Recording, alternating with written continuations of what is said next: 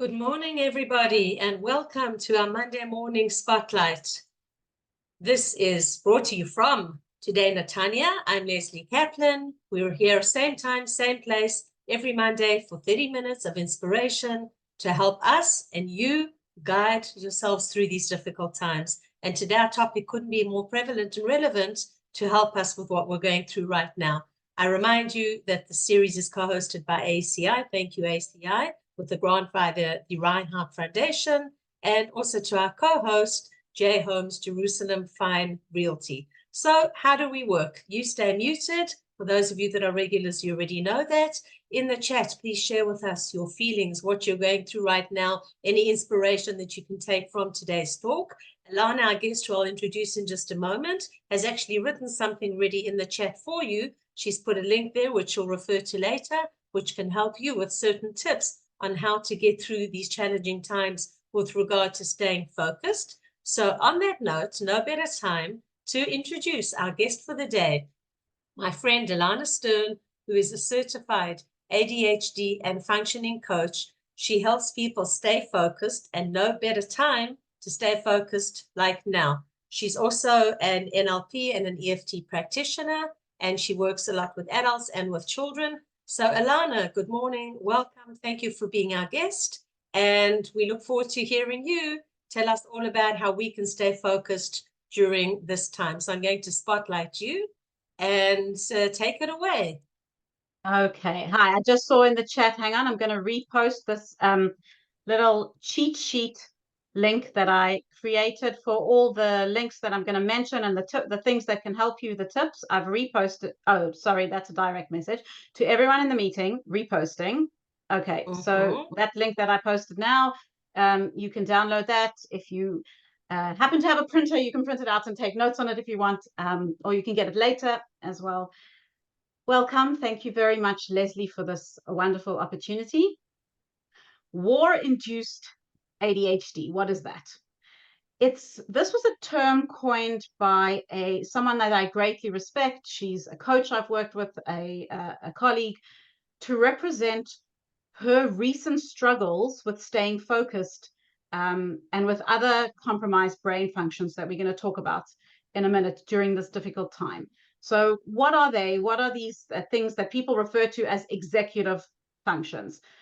Over and above a difficulty staying focused, you may be experiencing forgetfulness, difficulty doing what you know is a priority, difficulty planning and breaking down a big project into smaller parts. You may feel more overwhelmed than usual.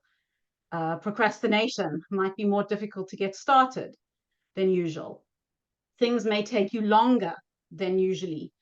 Waves of emotion can distract you, pull you off task.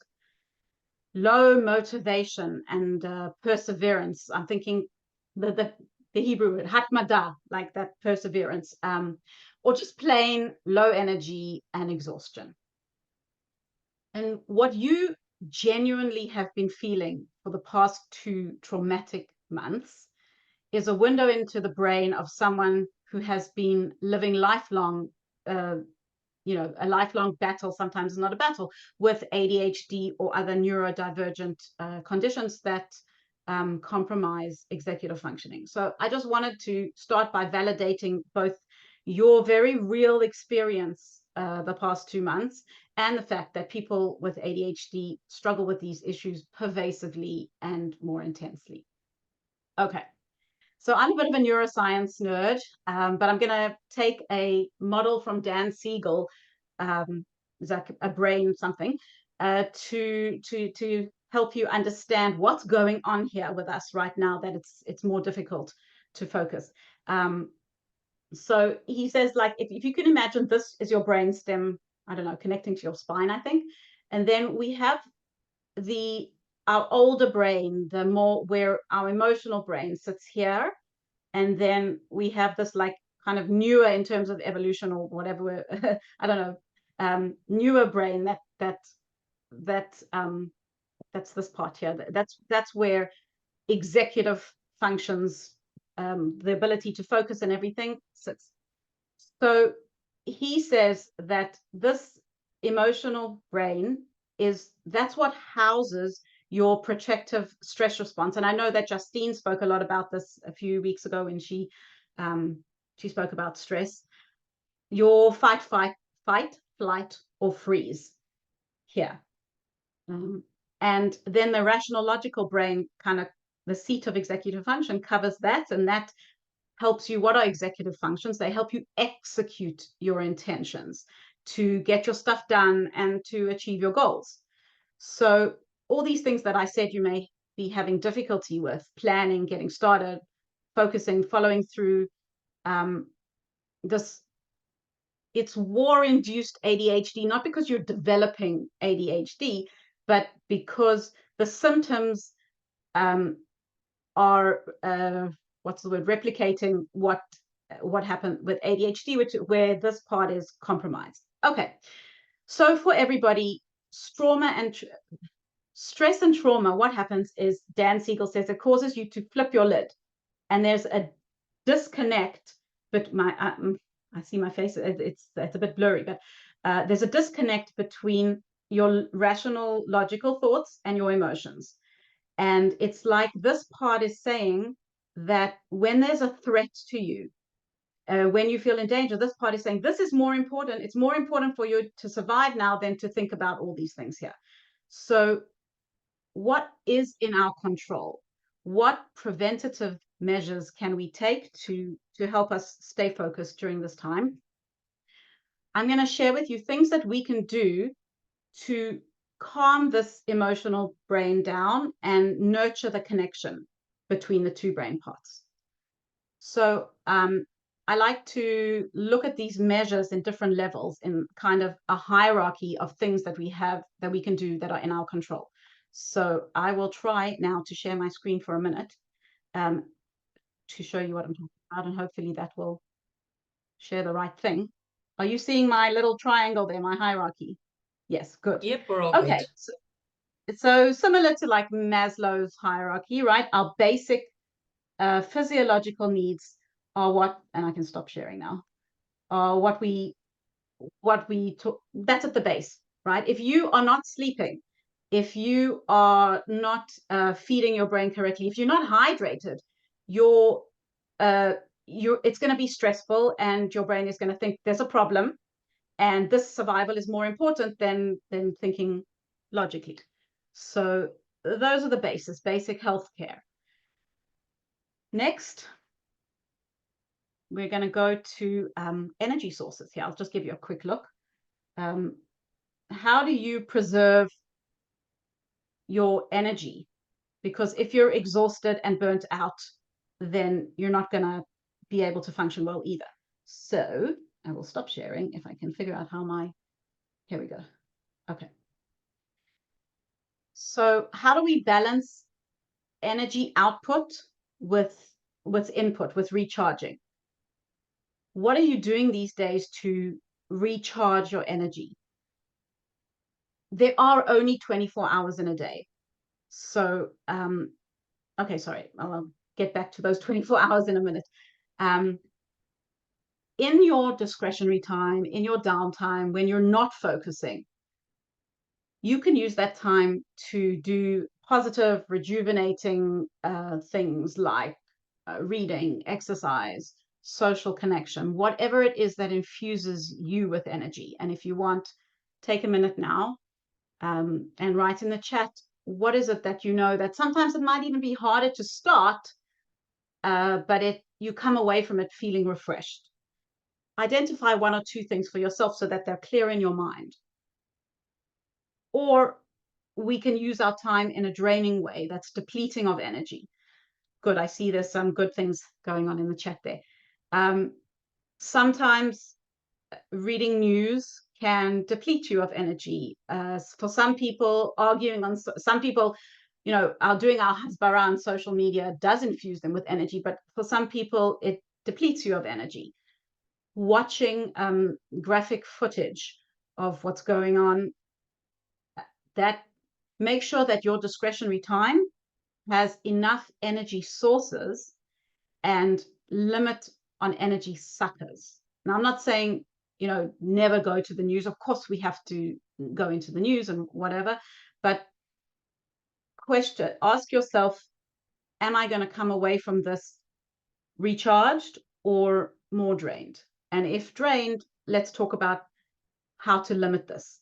What does limiting look like? For example, news. I try to say to myself, in the morning, I will go and read all the news headlines.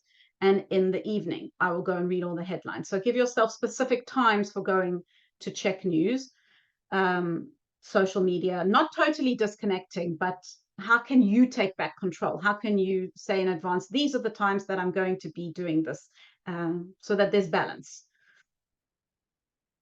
Another tool that can help you balance your energy is, think of this question. My clients say to me that they hear my voice in the back of their mind saying this sentence all the time. If you're going to say yes to this, what are you going to say no to? So there are only 24 hours in a day. And if we need to take on extra commitments of time, you know, this happens. First of all, we all want to volunteer for the war effort. We need to volunteer for the war effort. Some of us are hosting family members. Some of us are even just carrying around the stress and concerns for loved ones. Or they take our energy. So if this is going to take our energy, where else can you cut frills to divert your resources to this extra commitment of energy? Take a minute, and you can write in the chat if you want. In this really stressful, difficult time, what is one thing that you can either simplify, cut the frills from, postpone, delegate, or just plain let go of? Because we're adding extra into that's extra energy suckers right now. So what can we take away? I think that's what I wanted to say a quick thing about volunteering, and I think this hopefully will be part of the inspiration. I, for one, feel and did feel more so in the beginning as well, very overwhelmed with, like, we all want to do part of this war effort. We want to be part of Uncontrolled, but I don't know where or what or how or is the best way of using my time for this. And kol hakavod to all these incredible people with so much energy for all the wonderful things that they're doing. But if this does overwhelm you, I want you to think of something that you can personally do well, maybe better than other people. Because when you use your strengths, it takes less energy than something that you're not so good at. So I'm not really not good at picking strawberries or whatever. That drains me a lot. Kol hakavod to everybody who did. But where is something that I may be good at that I can donate my time to? You never know the ripples of positive energy that are created from random acts of kindness, like cooking a batch of soup or dropping in on your neighbor whose child is in the army. So just wanted to give you a little bit of chizuk there, that we all have our things that we can donate to the war effort that can still conserve our energy. And then we're going to go to here, our next level. Kind of lost my mouse there. Environmental support. What can you do? Stop share. What can you change in your environment in order to protect your focus? So the first thing is, we all know our typical distractions. We all know what our weaknesses are. How can you build some friction between yourself and your distractions? How can you distance yourself a little bit from your typical distractions? Does it mean you leave your phone out of arm's reach at the time when you need to focus? Does it mean you don't have the news playing in the background all the time? There is, I've put a link to this in my sheet. There's something called NewsfeedEradicator that another coach of mine, Sarah Ranan, introduced me to, and even before the war, but during the war, during the beginning weeks of the war, it was a lifesaver for me. It works for Facebook, I'm not sure about LinkedIn, but Instagram, whatever, where you look at, if you're looking at social media on a Chrome browser, like on your computer. So I took Facebook off my phone for the first few weeks, and I only went into Facebook on my Chrome browser. And what it does is it blocks your news feed. You can switch it off in a second, so if you want to see it, but you don't automatically see those, those automatically playing videos or distracting content. You can still go into any group you want. You can still message somebody. You can still search a friend and comment on a friend's post, but you're more in control. So that's called Newsfeed Eradicator if you're looking at your social media on a Chrome browser. WhatsApp can be a really big distractor for us right now. What helps me is to take all these chats, archive the chats. That doesn't mean, archiving your chats just puts them off to the side so you don't see their notifications. And then you're in control. You can decide when you're going to go, if I'm going to go once a day or twice a day into these WhatsApp chats. If you need to put an alarm to remind yourself, that's fine, but it's not in your face. A lot of us send ourselves WhatsApps or send our husbands or somebody else WhatsApp to remember things. And which is great. I do that. But it can be distracting when you go in there to remind yourself of something on WhatsApp and then you see other WhatsApp messages. So something you can do here is, and I know how to do it for Android. I know it's possible on iPhone, but for Android, you can take your own chat, your own message that you have with yourself where you remind yourself of everything, and you can put that on your home screen. So that when you want to add something to that chat, you don't have to go into WhatsApp and see all the distracting messages. You can just go straight to that picture of yourself on the home screen. So those are examples of things you can do in your environment to protect your attention. How are we doing for time? Okay. Multitasking is a myth, especially now when our focus is compromised. So if you really want to protect your attention, keep a little pad of paper or a notebook next to you. And because distractions don't only come from our environment, they also come from our thoughts inside our head. And every time a distracting thought comes to you when you're trying to focus, like, I have to do that, or I wonder what, I need to check this out, take a second to evaluate, is this really more important and urgent than the thing that I'm trying to focus on?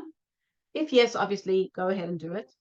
But if not, just jot it down, a keyword or two on a piece of paper. So you've downloaded this distraction off your head, and you can focus safe in the knowledge that you've captured it, and you can get back to it when you finished focusing. I'm not sharing the screen, right? No. No, okay. And we're still okay time-wise. Good. Okay. Body doubling and co-working. Body doubling is when sometimes just having someone else in the room, even if they're doing something else, can serve as an anchor for you and remind you to focus. So sometimes working with someone else in the room, especially if they're working on something, can help you anchor your focus.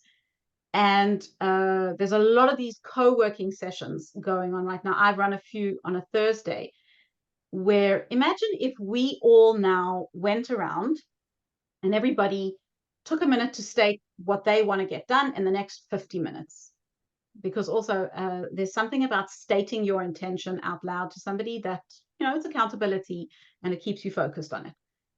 And then we all just muted ourselves, but you still see on the screen, you see everybody working together, like, well, one's part of the screen and then you're working on your screen. It gives off an incredible focusing energy to have like everybody in a focused state together. So these are called co-working sessions. and there's a whole lot of them that you can join at different times. Staying focused when things are boring, unstimulating, boring is kryptonite for people with ADHD. It can feel physically painful to do something boring. I'm not going to go into that too deeply right now, because not everybody has ADHD, but if you do struggle to stay focused on something when it's boring, I put in my link there. I've got a link to a guide that I wrote, how to stay focused, the nice and easy way to stay focused when things are boring, something like that. And finally, let's go back to our little pyramid here. Emotional support. Okay, let's talk about that for a second. I'm back to my mouse in the right place. Right. Of course, crisis is going to breed strong emotional responses. And there are many, many options, things that you can kind of proactively, or not necessarily even reactively do, to downgrade this emotional part of your brain. Some people like walking, some people like mindfulness, some people like journaling, yoga, exercise, tapping, EFT tapping, whatever like can soothe you emotionally. But I want to soothe you emotionally and then just to reconnect these two parts of your brain. I want to just bring your attention back to one way that we might forget that downgrades our emotions, and that is human connection, especially with someone who really understands what you're going through. It is a basic human need to feel like we belong somewhere with people who understand us. And there is nothing as soothing to the soul as having a group of people who really get you and your specific struggles. So who are your friends who really understand you? Who are your colleagues who really get what you're going through? When we sit together with others who share our pain, that sharing of the pain lightens the load. I know, all these the evacuees who are, I mean, it's terrible for them, but they're living together in these hotels, and I think they're carrying their pain together. It's helpful to them. So if you have children in the army, is there a group of parents you can spend time with? If you are a miloimnik wife, are there other mothers, wives who are going through the same thing as you? I have a Facebook support group for Jewish women with ADHD. Anglo business owners, right? We have the same problems, the same difficulties. And at this point, I really want to thank Lesley for offering all of us business owners, and maybe not everyone's a business owner here, but in general, Lesley does so much to offer a space of support to be with our people. And thank you, Lesley, for the opportunity for me to share some tips with you today. So just to summarize, remember your pyramid for proactive ways to enhance your focus from war-induced stress that can cause you to flip your lid. Basic physiological level, you got to sleep, you got to eat right, we got to eat. You got to make sure you're hydrated and take care of your basic health care. Environment, sorry, not the environment, the energy level. Remember how to balance your energy. Environmental level, what can you change in your environment to aid your focus? And at the emotional level, how to soothe and downgrade emotionality during this really stressful time. So I am wishing us all besorot tovot, good news, and secure peace very soon. And if I can adapt the serenity prayer a little bit, may we all have the strength to change what we can change, and the consolation and comfort for all that we can't change. and the calm and clarity to know the difference. Thank you, Lesley. Thank you, everybody, for your time.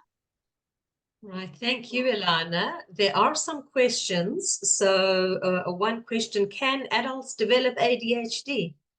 How do you relate to that, even not regarding the war? From your experience, we hear a lot about kids that have ADHD in school, and a lot of adults are left undiagnosed. From your experience, how does it work with adults, even not related to the war, with developing or onsetting ADHD that they may not have had it before? Or is it that it was maybe their underlying and they just didn't know they had it?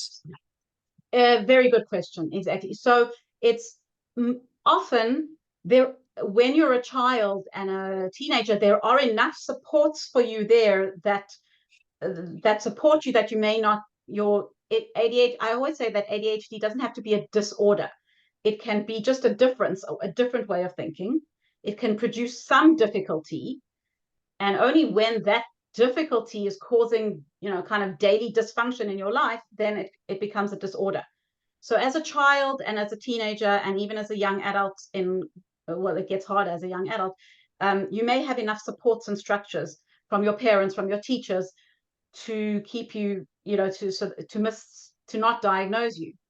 And then for women especially, often when you throw in a marriage and managing a household, and then you throw in an extra level of a child, and then another level of another child, and then a level of a job, and then this, and as things get more and more things to manage, it becomes more difficult. And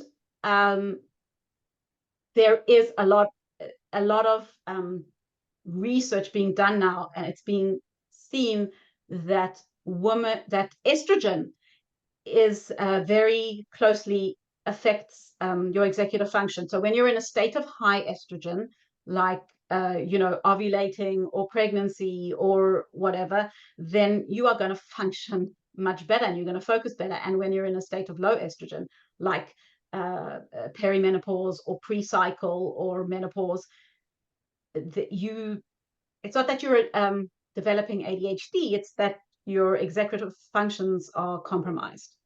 Right. And is something like EFT can help it? One of the questions here. I use EFT in my coaching when there's a subconscious or emotional block to moving forward. So, for example, if I have a strategy that I'm working on with a client to how can I avoid procrastinating this issue? And if we talked about all the practicalities, and there's emotional resistance to doing this thing, then we use tapping to clear the emotional blocks, the emotional resistance, and then it's kind of like sweeping the path clear, and you can move forward quicker. Okay, fantastic. So firstly, thank you to all of you that shared in the chat with your different elements. It all aids to the success of this series. So thank you so much. Some of them were personal. We appreciate you sharing them with us. Ladies, we've come to an end. Ladies and gentlemen, not to forget our important gentlemen, we've come to the end of half an hour of tips of inspiration. Thank you very much, Alana, for sharing that with us. Don't sign off yet. I have an important announcement regarding next week. Whether you take even just one of the tips that Alana mentioned or more than them, try it and we can see that it can make a big difference. I'm Lesley Kaplan. As I said, the series is brought to you by ACI. Thank you, as well as to J Homes, Jerusalem Fine Realty. Next week, we have a double treat for you.